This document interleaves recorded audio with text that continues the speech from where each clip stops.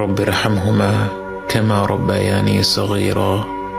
হে আমাদের রব, তাদের দুজনের প্রতি রহমত প্রদর্শন করুন যেভাবে তারা শৈশবে আমাকে লালন পালন করেছেন। বাবা মা যে পরম স্নেহ মমতা দিয়ে একজন সন্তানকে লালন পালন করেন, সৃষ্টি জগতের কোনো কিছুর সাথেই তার তুলনা হয় না। এই মমতায় কোনো স্বার্থ নেই, নেই কোনো শর্ত।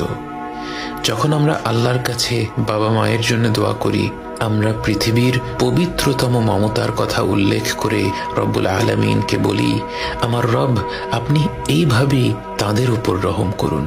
বাবা মায়ের জন্য এই দোয়াটি পবিত্র কোরআনের মাধ্যমে আল্লাহই আমাদের শিখিয়েছেন। অথচ আমরা যদি শুধু বলতাম রব্বিরহামহুমা, এটাও একটা সম্পূর্ণ দোয়া। এর অর্থ, হে রব, আপনি তাদের দুজনের উপর রহম করুন। কিন্তু আল্লাহ আমাদের শিখিয়েছেন রব্বিরহামহুমা কামা রব্বায়ানি সগীরা।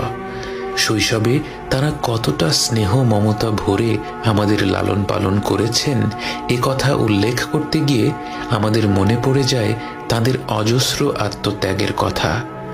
এই পৃথিবীর বুকে আমরা ভূমিষ্ঠ হওয়ার আগে থেকেই বাবা মায়ের আত্মত্যাগ আরম্ভ হয়ে যায়। রাত পেরাতে গর্ভবতী মায়ের ঘুম ভেঙে যায়, যখন তখন প্রচণ্ড ক্ষুধা পায়, শরীর খারাপ হয়, বমি হয়।